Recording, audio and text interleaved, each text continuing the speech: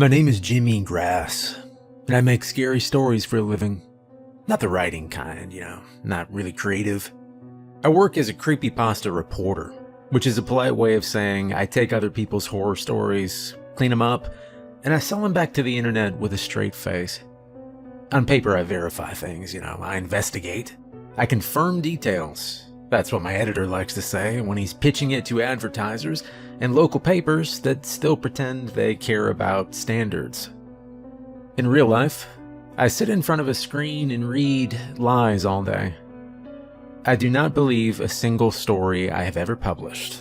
Not one. I've never seen a ghost. I've never heard a voice in an empty room. I've never watched a door move all by itself. I have never had a single moment in my life where I had to stop and say, that was not normal. I grew up in a normal house. I live in a normal apartment. And that's why the job worked for me. People send in true stories because they want attention or money or both. They want to feel special. They want to feel like something chose them because nothing else in their life ever does. My job is to take whatever they send and make it readable. Make it clean and sharp. Make it sound like the person telling it is stable, calm, and credible. Then I hit publish and I watch the numbers climb. If it does well, my editor messages me. Jimmy, this one's good. Jimmy, this one's a banger. Jimmy, do another one like this. My editor's name is Carl Mendez, and he talks the way you talk when you've never had to meet the people you profit from. Carl has never stood across from anyone who swears they saw something and wants to be believed. He only sees graphs. When I push back on a story, Carl always says the same thing. He says, people don't pay for the truth. They pay for a feeling. If you want to be a real journalist, go cover city council meetings. The first year I worked for Carl, I tried to do it right. I emailed people back, asked questions. I asked for exact locations. I asked for names of roads, businesses, everything. I asked for photos. Most of them stopped responding. A few got angry and told me I was ruining the magic. One guy told me he would pull his story and send it somewhere else because I was acting like the cops. And that was the moment I learned what this job really was. It wasn't reporting. It was entertainment. It was a product. And telling the truth, look, okay, it doesn't pay. And what does it hurt anyway? And that is how it starts. You change a sentence because it reads better. You tighten a paragraph because it drags. You move a scene because it hits harder at the end. You take a normal noise and call it a whisper. You take a shadow from a porch light, call it a figure. You take a bad feeling and, you turn it into a warning. You take a true story and you dress it up until it stops being true. And I got really good at it. I got good at making people sound braver than they were. Good at making their fear sound clean and organized. Good at giving them an ending that made sense, even when their own ending was just them leaving and never going back. And then I started going on location. That is the part people picture when they hear my job title. You probably did too, right? They imagine me walking around with a camera, flashlight beam cutting through fog, saying the address out loud, knocking on doors, getting chased off private property. That's not how it goes. Most locations are boring. Most haunted places are empty buildings full of beer cans and graffiti. Most cursed roads are just roads where teenagers like to park. I still go, because it sells better if I can show footage. It sells better if I can say, I was there. It sells better if I can get a shot that looks old and wrong. When I go out, I bring a camera, a tripod, microphone, and enough batteries to make it through a night. Carl would tell me to give him a scare and sell it and do what you need to do. So I did. I staged reactions. I faked sounds. I walked into rooms twice so I could get the angle again. I edited things to make it feel like something happened, because, come on, nothing ever did. And when it was done, I sent it to Carl. He'd send me a thumbs up and a fire emoji. And then the money would hit my account. That was the routine. And then last week, I got an email that looked normal until I read it twice. It came through our public submissions form. No subject line or name or story attached. Just a message and an address. The message said there was an old historical house outside town with a dollhouse inside that was alive. That was the exact word they used. Alive. I smiled when I read it, leaned back in my chair and pictured the footage already finished. Picture the headline, the comments. I clicked the address and opened the map, and it was close enough to drive. I typed a reply asking for more details, and the message bounced back. It said the account didn't exist. Under the address, there was one more line. It said the key would be waiting for me. And that was when everything changed. Well, I didn't hesitate. I copied the address into Google Maps and zoomed out until the route made sense. Ohio to West Virginia, a straight shot if you didn't mind a few hours behind the wheel. The town name was Willow's Rest. I hadn't heard of it, which was normal. Most places I worked with either didn't exist anymore or never existed in a way that really mattered. The map showed it sitting in the hills, about 30 miles south of a place called Weirton, West Virginia. Close enough to reference. Far enough to sound isolated without me having to say it out loud. I checked the route twice. Ohio Turnpike eastbound out of Toledo, I-80 for most of the state, then down to I-77 once I crossed into West Virginia. After that, it broke into smaller highways and state routes, 2-lane roads, long curves, tree cover thick enough that satellite images turned into green smears. The last stretch peeled off onto a county road with no street view available. That was fine. Lack of coverage actually helped. I forwarded the address to Carl with a short message. Got a new one. Historical house. Dollhouse story. Heading out tonight. He replied a few minutes later with a thumbs up. No questions or follow-up. Carl trusted my judgment as long as the content came back usable. I packed the car the same way I always did. Camera case in the back, tripod, batteries, all that. Lighter and pack of cigarettes in my jacket. I left in the early afternoon, so I'd have daylight for the drive and night footage for the house. That balance mattered. It always looked better if I arrived while the sun was still up and stayed after dark. It gave the impression that something changed. The Ohio Turnpike was exactly what it always was. Long stretches of nothing, broken up by rest stops and semis. I listened to a podcast about urban legends for half an hour and shut it off halfway through an ad read. I didn't need inspiration. Rain had been coming down for a while when I saw him. An older guy stood on the shoulder, a few cars ahead, half in the ditch, half on the gravel, leaning into the open hood of a dark sedan. His hazard lights blinked weakly through the rain. His jacket was soaked through, and his hands kept disappearing into the engine bay like he was trying the same thing over and over. I slowed without meaning to. He looked up as I passed, face tight, one hand raised in a small, tired wave. Just a man asking for help because he didn't have another option. I could have pulled over. I had a flashlight and tools. I had time. But I didn't. I didn't want to talk to anybody. Join the club, I said out loud. And I kept driving. I told myself I didn't want to be late. By the time I hit I-77, the sky had flattened into a low gray ceiling. Not storm clouds yet, just heavy. When I crossed into West Virginia, the terrain shifted. The road dipped and rose more sharply. Trees pressed closer to the shoulders. Towns appeared and vanished in minutes. Exit signs listed places I recognized, only because I'd written about them once or twice. I stopped for gas near Parkersburg, grabbed a coffee, and checked the address again. Still there, no additional messages or updates, or follow-up story. And that wasn't unusual. Most people who submitted tips never wanted to talk. They just wanted the thing to exist somewhere else once it left their hands. I stayed on I-77 longer than the map suggested, then took an exit marked by a green sign with peeling paint. From there, It was state routes, numbers instead of names. The road narrowed, cell service dropped from full bars to one, then nothing. The rain started about 10 minutes from Willow's Rest.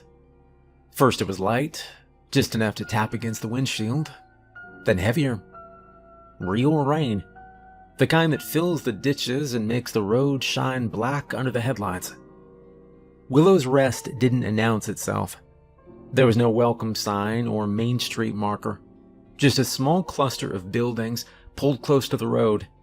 A post office, a closed convenience store, a gas station with one pump and no lights on. I passed through it without slowing down and checked the map again.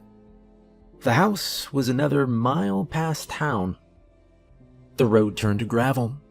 My tires kicked up wet stones as I followed it downhill, then back up. The trees opened briefly, and I saw the house before the map told me I'd arrived.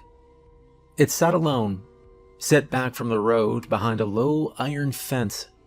2 stories, wide front porch, dark windows. The kind of place people described as beautiful when they were trying not to say unsettling. I pulled over and shut off the engine. The rain drummed against the roof. I checked the message one more time. The key would be waiting for me. I got out of the car and walked toward the fence, already thinking about where I'd set the tripod. And at that point, it was still just another story. The gate wasn't locked. It gave a low groan when I pushed it open, the sound stretched thin by the rain. Water ran down the iron bars in narrow streams, dripping onto the stone path beneath my boots. The storm had settled into a steady rhythm, rain falling hard enough to soak through fabric, and thunder rolled somewhere over the hills, constant and low.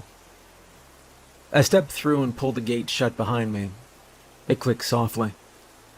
The path to the house curved uphill.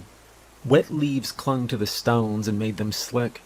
Wind moved through the trees on both sides, branches rubbing together in long, uneven scrapes. The porch light was on, warm and steady, which didn't match the inactive listing I'd seen online. Power meant someone was paying for it, or had paid recently enough that it hadn't been shut off yet. I kept walking. Up close, the house didn't look abandoned. The paint was old, but not peeling. The porch boards were solid. The front door was dark wood with a brass handle. The key was exactly where the message said it would be, sitting on the porch railing like someone had just set it down and stepped away. No envelope or note, just the key on a plain metal ring, already wet. I picked it up, wiped it against my jacket, and slid it into the lock. It turned easily. The door opened inward with a soft sound, like the hinges had been oiled recently. I stepped inside. Thunder still rolled overhead, and each time it did, the sound traveled through the beams and floorboards instead of echoing out into open air. The air inside smelled old, but clean. Dry wood. Dust that had settled and stayed where it fell. No mildew or rot. It smelled like a house that had been closed, but not forgotten. I shut the door behind me. The latch slid home with a quiet click. The entryway was narrow, with a long hallway running straight through the center of the house.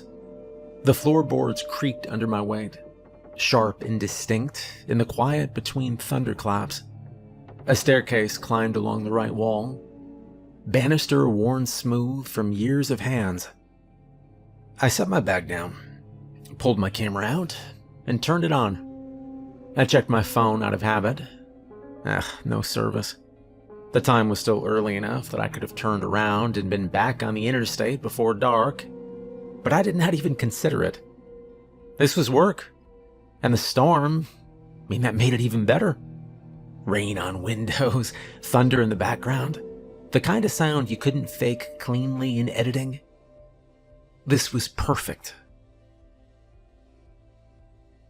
Before going upstairs, I walked the hallway again and listened between thunder, making sure the camera caught the normal house noises, the boards settling, the distant patter on the roof, the occasional tap of a branch against a window. Nothing jumped out, and that was fine. Nothing ever did. I filmed the hallway first, then the staircase, the closed doors, the dim light coming through the front windows, and then I moved into the sitting room on the left. Heavy furniture filled the space, arranged neatly, as if someone had staged it for a tour. A dark couch sat against the far wall. A low table with carved legs stood in front of it. Lightning flashed through the window and turned everything bright for a split second. Thunder followed close behind, loud and enough to rattle the glass. Framed photographs covered the walls. I walked along them slowly, camera steady. Families, couples, children posed stiffly beside adults. The further along the wall I went, the more the images faded, until the frames held pale, yellowed rectangles where pictures had once been. Across the hall was the dining room. A long table stretched down the center, chairs pushed in evenly. Place settings sat exactly where they should be, plates centered, utensils aligned perfectly. A china cabinet stood against the far wall, glass doors clouded with age, but intact. I moved past it into the kitchen at the back of the house. It was pretty small. Old appliances, original to the house. Their enamel worn but unchipped. Cabinets lined the walls, doors hanging slightly uneven on their hinges. The sink was dry. The counters were clean, not scrubbed, just untouched. Thunder cracked directly overhead, loud enough that I paused with my hand on the counter. The sound rolled through the house and settled into the walls. I checked under the sink out of habit. Empty. From the kitchen window, I could see the storm pressing against the glass. Rain ran in thick lines down the pane. The trees beyond moved in uneven waves. I went back into the hallway and looked at the staircase again. Upstairs footage was always worth it. You know, older houses always sounded worse on the second floor. More creaks. And I climbed. Each step creaked under my boots. The sound of rain on the roof grew louder as I went. Lightning flashed through the stairwell window and made the banister shine for an instant. The second floor landing was narrow, with doors branching off on both sides. A bathroom at the end of the hall stood open, clawfoot tub visible inside. Rain streaked down the small window above it. I filmed the view outside for a few seconds and moved on. The first bedroom door I tried was unlocked. Inside, the room was bare except for an old dresser and a bed frame without a mattress. Dust lay in soft layers across the floor. The wallpaper had faded in vertical bands, lighter where pictures or furniture must have been. The next door was locked. I tested the handle once, felt the resistance, and let it go. At the end of the hall was another door. It was open. The rain sounded heavier here, as if the roof above that room took the brunt of the storm. The wind hit the side of the house and made the window frames give a faint rattle. I stepped closer, camera up, and I angled the lens through the doorway. I stepped inside slowly, keeping the camera up and steady, letting the lens adjust while the storm hammered the roof overhead. Rain struck the shingles in a constant, heavy pattern, and thunder rolled through the house like it was being dragged from one end to the other. There was a heavy boom of thunder, and then I saw it. The dollhouse. It wasn't a cabinet or shelves or a model you leaned over. The entire room had been converted into a town. The original floorboards were gone, replaced by a raised platform that sat flush against all four walls. Streets ran through it in clean, deliberate lines, intersecting at right angles. Sidewalks bordered them, complete with tiny curbs and crosswalks painted and faded white. I walked to the edge and stopped. The scale hit me immediately. This wasn't something you crouched to look at. Parts of it came up to my knees, higher in places where buildings rose above the streets.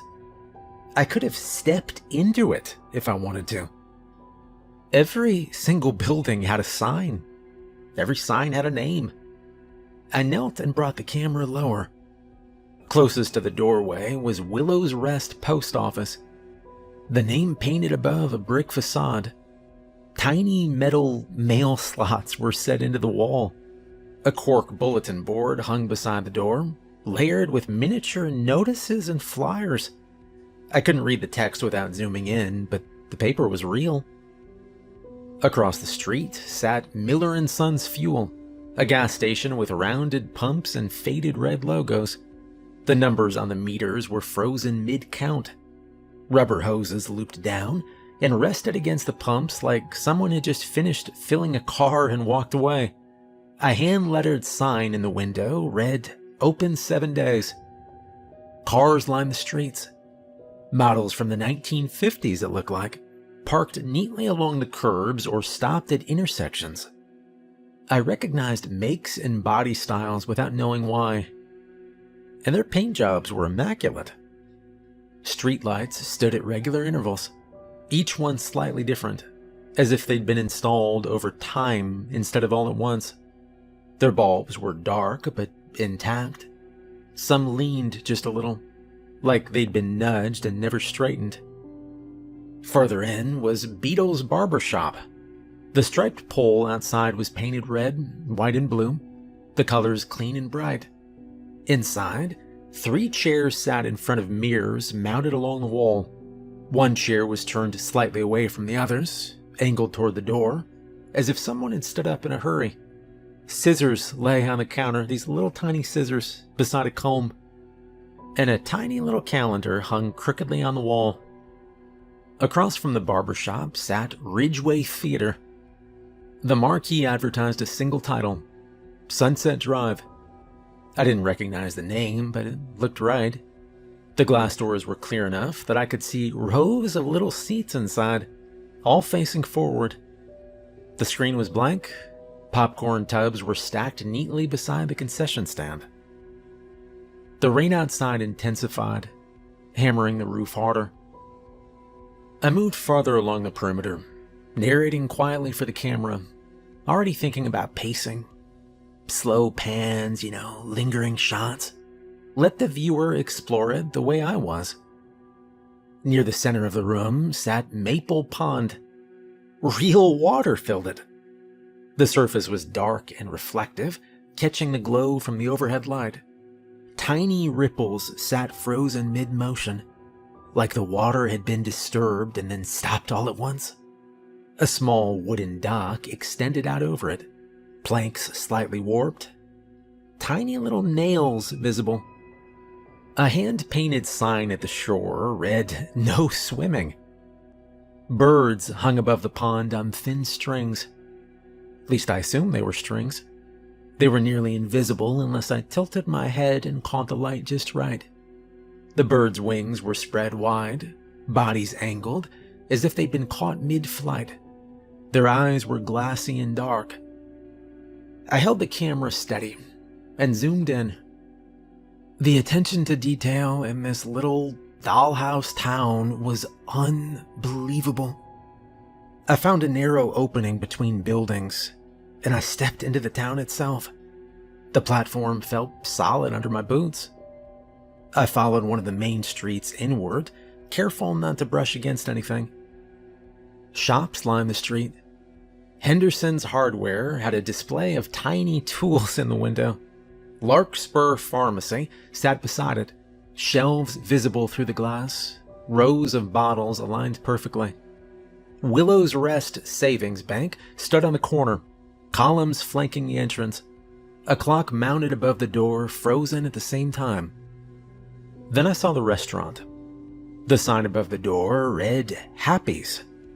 Red letters, clean paint. A smiling face worked into the logo, simple and cheerful. The building was low and wide, with these big front windows and a neon outline that wasn't lit. Inside, The tables were full. Dolls sat in every chair. They weren't lined up or posed stiffly. They were frozen mid-action, caught in the middle of ordinary moments. Plates sat on the tables, food arranged neatly. Forks were raised, spoons hovered inches above bowls. Cups were tilted slightly, like someone had just taken a sip. Their heads were turned, not sharply or dramatically, but every face was angled toward the doorway where I'd come in. I stopped walking. Wow, this was good work. I filmed the restaurant slowly, panning from table to table. The dolls' expressions were simple. Smiles, neutral looks. Their clothes matched the era of the town. Dresses with buttons. Suits with ties knotted carefully. The doll at the front table wore more than the others. He had on a full black suit, pressed clean, the fabric smooth and unwrinkled. A white shirt showed at the collar, and pinned just below it was a small circular button. White background, black lettering. Mayor Smiley. I held the shot for a long time, longer than the rest, letting the camera settle. The little guy's top hat sat squarely on his head, brim straight. His hands were placed flat on the table, palms down, like he'd been waiting for someone to arrive. On the table in front of him was a folded sheet of paper, and I stepped closer. The paper was real. It wasn't painted, not printed as part of the display. It lay between the plate and the fork, positioned neatly, corners aligned with the edge of the table. I leaned in and zoomed. The heading at the top read, "Town Rules." Below it were 3 lines, written in clean, careful handwriting. Number 1, always be nice. Number 2, help your neighbor. And 3 read, and most importantly, never lie. I read it twice, once silently and once out loud for the camera. What a weird little place. I straightened up and scanned the rest of the room. Other tables had food, plates of tiny burgers, fries stacked neatly, bowls of soup filled to the same level, condiments lined up along counters, labels facing outward. Napkin dispensers sat square in the middle of tables, chrome sides polished. But only Mayor Smiley's table had paper on it. I shifted position and filmed him from another angle. The button caught the light briefly, letters flashing white before settling back into shadow. His smile was fixed in place. I glanced around the room again, making sure I hadn't missed anything obvious. No other signs or notes, just the dolls frozen mid-meal and the sound of the storm pressing down on the house around me. I narrated quietly as I moved, describing what I saw, choosing words I knew I'd keep later. Carefully arranged, deliberate, disturbing in its restraint. This was the kind of detail that made people lean closer to their screens. I lowered the camera and took a step back, giving myself a wider view of the restaurant. From this angle, the dolls' heads looked even more uniform, all turned just enough towards the doorway, like they were watching. Clever staging. Someone wanted the first person who entered the room to feel noticed. That was all. Museums did the same thing, so did escape rooms. So did every haunted attraction that charged by the ticket. I raised the camera again and filmed a slow pullback shot, ending on the happy sign above the door. The rain outside beat steadily. Thunder rolled again, deeper this time. I stopped recording and checked the footage. This was incredible. I smiled to myself. This was going to be easy. I didn't start right away. I stood there for a moment and let the storm do its thing. Rain hammered from the roof, Thunder rolled low and wide. I waited for a long one, counted it out in my head, then stepped back into frame. That timing mattered. I set the tripod a little closer this time, angled low so the restaurant filled most of the shot and the rest of the town fell away behind it. Depth sold scale. Scale sold fear. I checked the framing, adjusted it just a hair to the left, and hit record. I stepped into view and let my shoulders tighten. I changed my voice first, just a little. Not shaky, just breathier, like I was trying not to panic. I don't know how to explain this, I said, looking past the camera instead of into it. I thought this was just a setup, a display, but the more time I spend in here, the more wrong it feels. Thunder hit right on cue, enough that the sound rolled through my chest. I paused and looked up, letting the silence stretch. These aren't props. They're real. I mean, look at this. I crouched and zoomed the camera in on the restaurant tables. The little dolls with their forks raised, knives angled, spoons hovering inches from bowls. I let the lens linger on the silverware. I slowly panned across the table settings, breathing a little heavier now, like I was working myself up. They're eating, I said. They're all eating. I straightened abruptly and took a step back, bumping into a chair on purpose. Oh my God. I swung the camera towards the dolls' faces. They're real. They're all real. I think they want to eat me. I let that line sit there. It was stupid and perfect. I zoomed back in on the forks and knives, tighter this time, so close I could see the edges, the tiny grooves in the handles. I angled the shot so the doll's hands filled the frame. Oh my God, do you see that? I snapped the camera toward the back of the room, then back to the tables. It moved. Nothing had moved. I knew exactly how to fake it later. A single frame jump. A sound layered under the thunder. Enough to make people argue about it online for days, believe me. The storm helped again. Rain intensified. Thunder rolled long. I tilted my head slightly like I was listening. They're laughing. I moved closer to the dolls now, circling the tables. I dragged my hand lightly along the edge of one chair, letting my fingers tremble just enough for the camera to catch it. They're dolls from hell, I said. I reached out and picked up one of the dolls from a nearby table. I didn't hesitate this time. I lifted it high, turned it toward the camera, then tilted it side to side. It's warm. It wasn't. I knew that. But people believed what you told them to believe. I moved the doll's arms slightly, bending them at the joint so the fork angled closer to its mouth.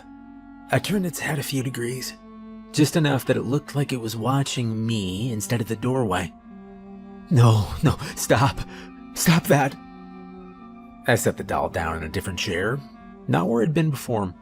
I did the same with another one, then another, rearranging them just enough to make the scene feel unsettled. A chair pulled out, a plate shifted, a fork turned the wrong way.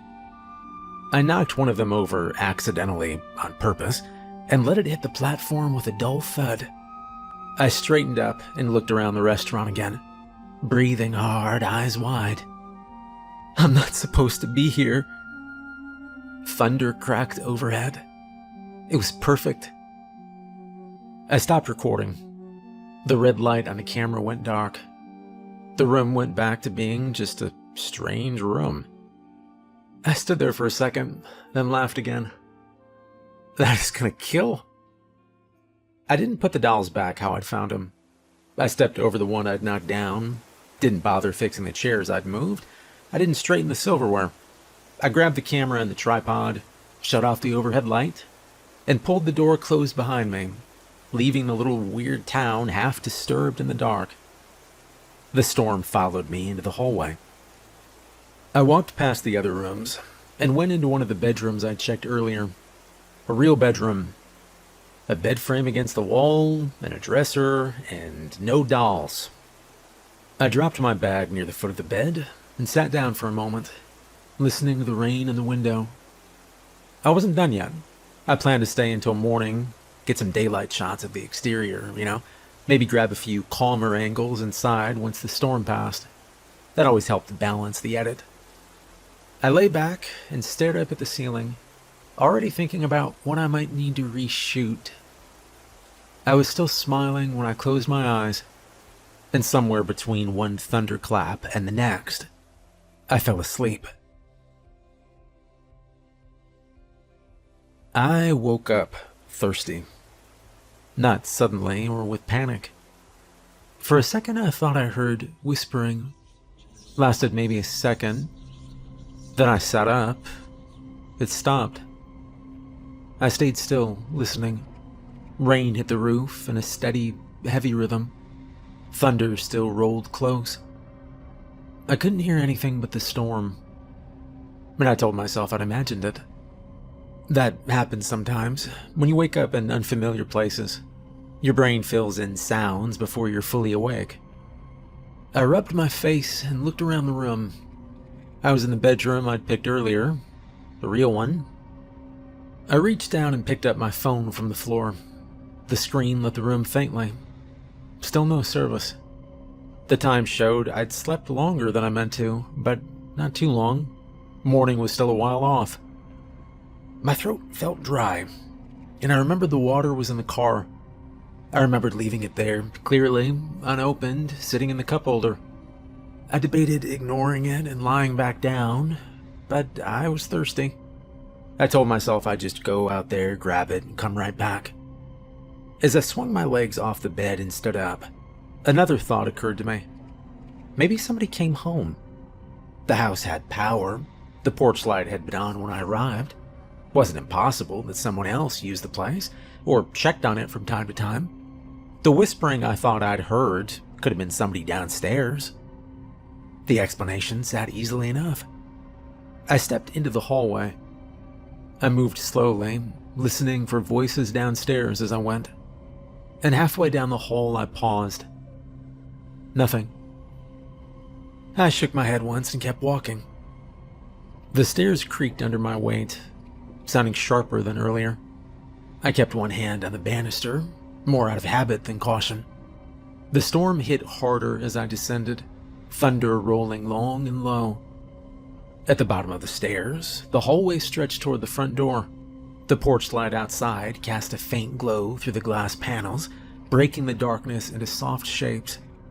I took a few steps forward, and my foot slid. I didn't see what I stepped on. I just felt the sudden loss of traction, the way my weight shifted before my balance could catch up. My other foot came down too late. My shoulder hit first, then my head. The sound of the storm stretched and warped as the floor rushed up to meet me. I remember thinking I should have turned the lights on, and then everything went dark. I came back to myself slowly, not waking up as much as surfacing. The storm was still there, rain hammering the house, thunder, but it sounded more distant now, like it was happening somewhere else. My head was throbbing, and when I opened my eyes, I was on the floor. The hallway ceiling swam slightly above me. The porch light still glowed through the glass panels at the far end.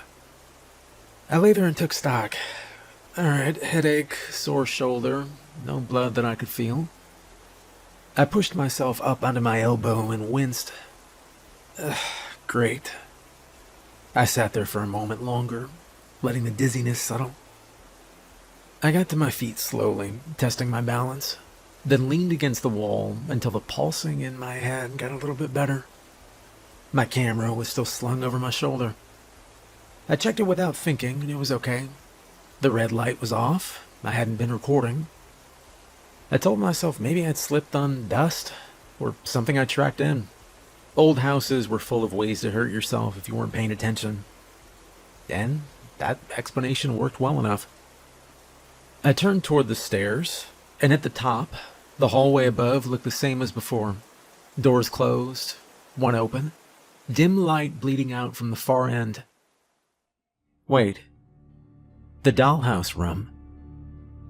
The light was on. I was sure I'd turned it off. I stood there for a second listening again. Rain, thunder. No talking or whispering. I walked slowly down the hall and stopped in the doorway. As I looked inside, I noticed the dollhouse town was different. The platform was still there, streets and sidewalks and buildings. But the town wasn't populated anymore. The streets were bare, cars gone, the gas station empty, the barber chairs vacant, the movie theater seats unoccupied.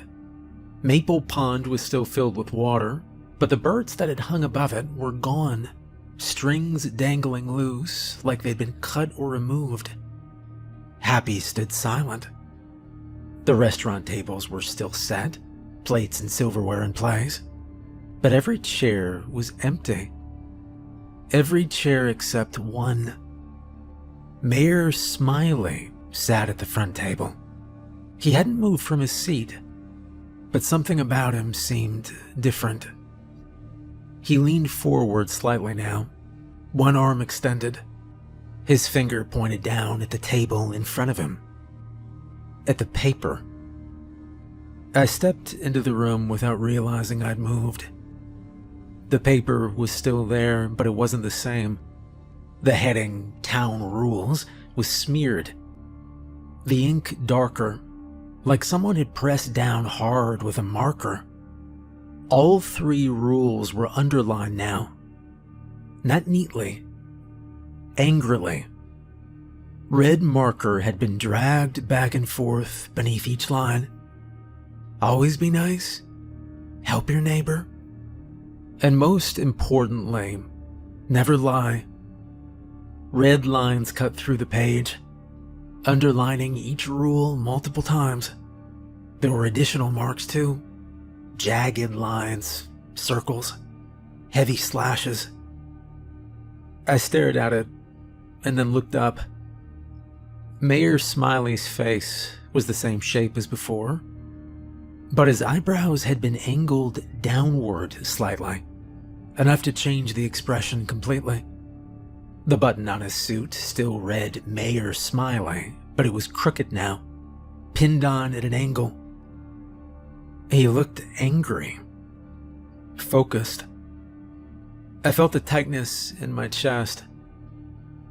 "All right, who's here?" I said, looking around the room.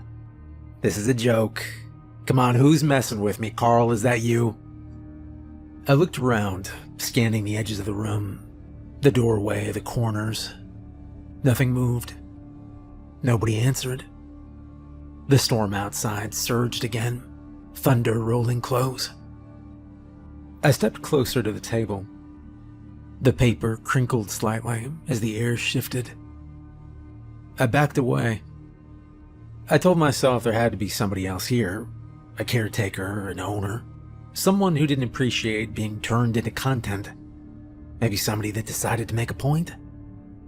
I took another step back and nearly bumped into one of the miniature buildings behind me. And that was when I realized my hands were shaking. I raised the camera without thinking and aimed it at the table. If this was a prank, I might as well use it. I looked through the camera and aimed it at Mayor Smiley, who still looked very angry and was pointing down at the rules. I told myself again it was a prank. Somebody had come home, found the setup, maybe decided to make a point. Yeah, that was easy to explain. What wasn't easy to explain was why I'd thought it was a good idea to sleep here. I stood in the doorway of the dollhouse room for another second. What the hell was I thinking sleeping here? I backed out of the room without turning my back, and then I closed the door. I didn't care about the footage anymore. Somebody was in this house, playing some kind of prank on me that really was not funny. Maybe they'd even tripped me. I wanted out of here. I went straight to the bedroom, grabbed my bag, slung it over my shoulder, and wrapped my fingers around the camera. I didn't check the footage. I didn't pack up neatly, I just got my things. I headed for the stairs and took them 2 at a time and hit the bottom hard, boots sliding slightly on the floor and almost falling again. And the front door was right there. I crossed the hallway, reached out and grabbed the handle. And it didn't turn. I tried again, harder. Nothing. I leaned into it and twisted with both hands. And the handle stayed where it was. Okay. I checked the windows next. And they were locked. Every one of them. Thick bars ran across the inside of the frames, painted the same color as the walls. I hadn't noticed them before. I didn't know how I could have missed that, but they were there, bolted in place. My pulse picked up. I hadn't seen a back or side door to the house, only I remembered the basement. I hadn't gone down there yet. I remembered noticing the door near the kitchen. It was set into the wall at an angle. I thought it might be a cellar entrance, the kind older houses have. A storm cellar. A way out that didn't involve the front door, maybe. I moved fast toward the back of the house. And the basement door was where I remembered it. Wooden and solid. A single bulb above it flickered as thunder rolled overhead. I grabbed the handle and pulled. It creaked open. Cold air spilled out immediately, carrying the smell of damp earth and old concrete. The stairs descended steeply, narrow and uneven. The light switch at the top worked, but barely. The bulb at the bottom flickered and steadied. The basement was larger than I expected. Stone walls and a dirt floor. A few old shelves along one side, empty except for dust and cobwebs. No windows or obvious exits. There was another door at the far end. That had to be it. I crossed the room and grabbed the handle. It didn't open, and I pulled harder. Nothing. I swore under my breath and turned away, already thinking about my next move. And that was when something bit my leg. Sharp pain flared just above my ankle, sudden and bright enough that I yelped and stumbled backward. I looked down without thinking, and I saw a doll clamped onto my leg. A woman. She wore a dress, faded blue, the fabric torn in places. Her hair was red, stiff and wiry, hanging down in tangled strands.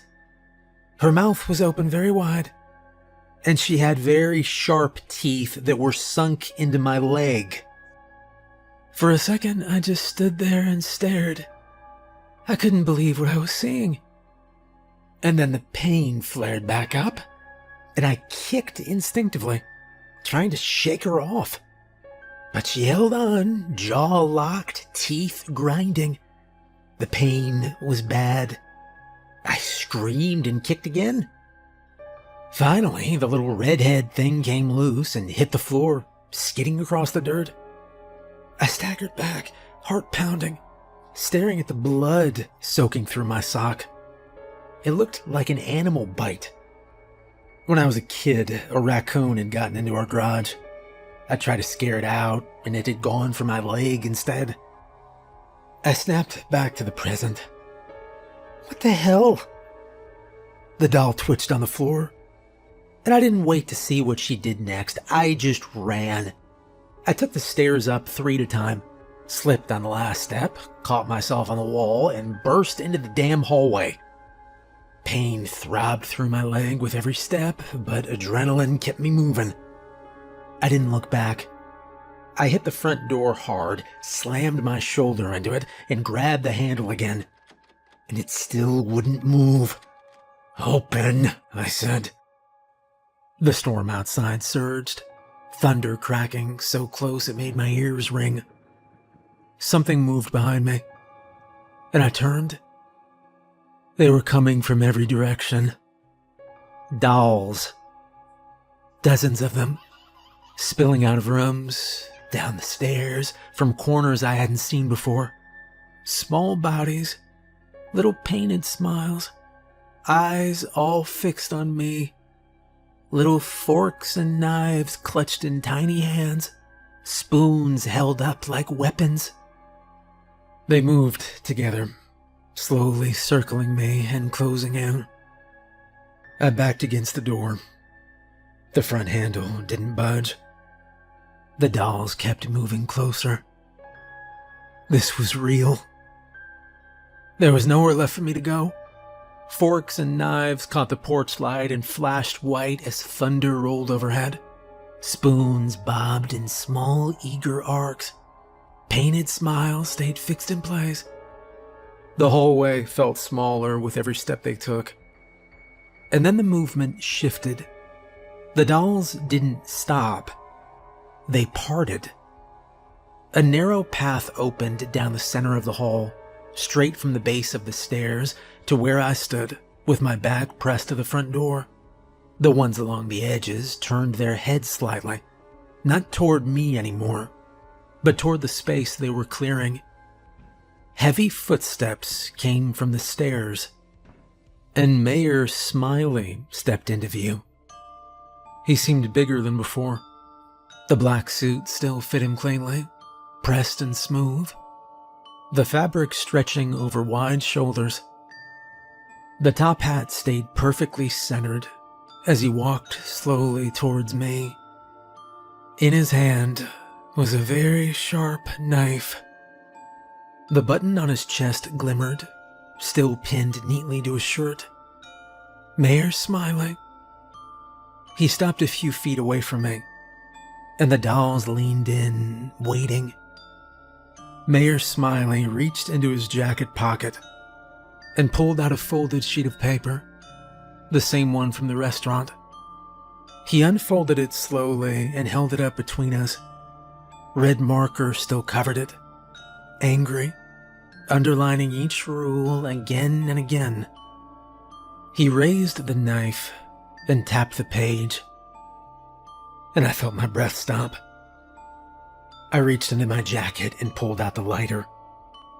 I didn't light it. I just held it up and angled it toward the drapes beside the door.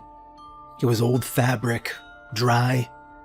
One spark would do it.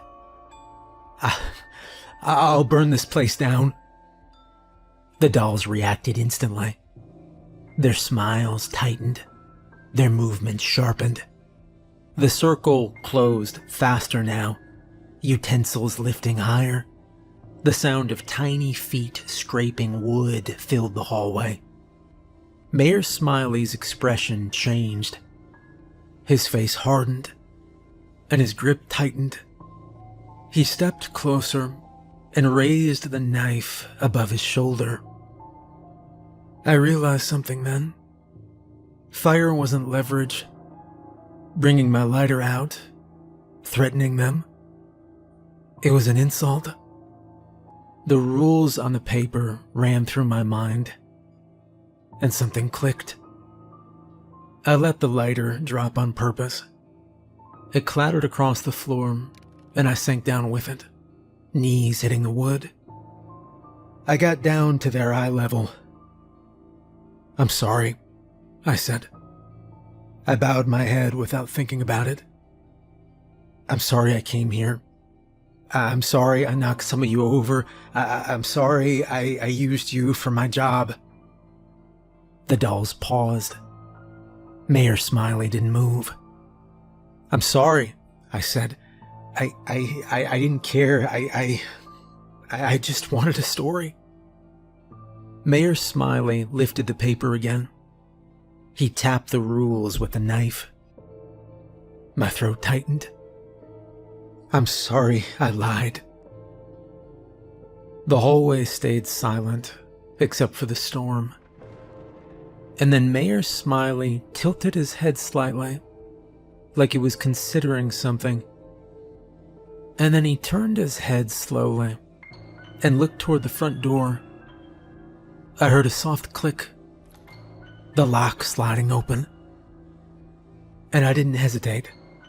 I scrambled to my feet, slipped once, caught myself, and threw myself at the door. The handle turned easily this time, and I yanked it open and stumbled out into the storm. I ran through the rain, and I didn't look back until I reached the car. The dolls stood in the doorway and at the windows, lined up neatly now, faces pressed close to the glass, watching me.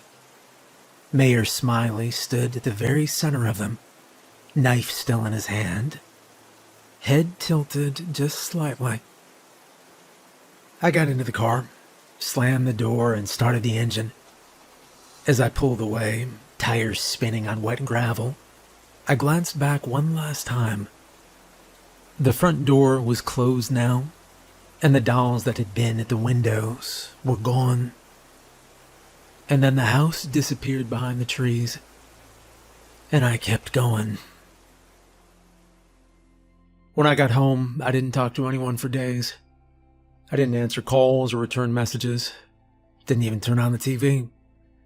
I just sat in my apartment with the lights off, in the quiet, replaying everything in my mind. I kept seeing the dolls and the knife and the paper. I kept seeing the way Mayor Smiley had pointed at the rules. I slept badly. When I did sleep, I dreamt about being watched and their town's rules.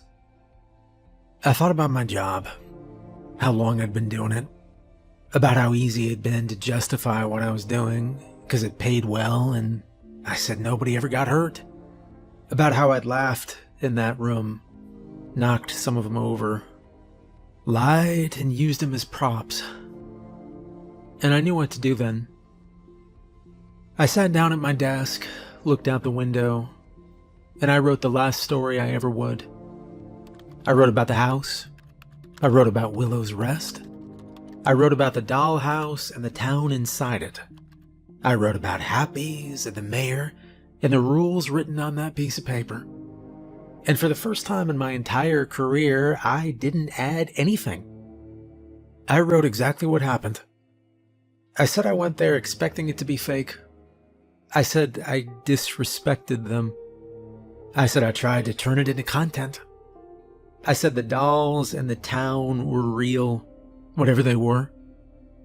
I wrote about the rules, about being nice and helping people, about never lying. I told the truth. And when I published it, I didn't expect much.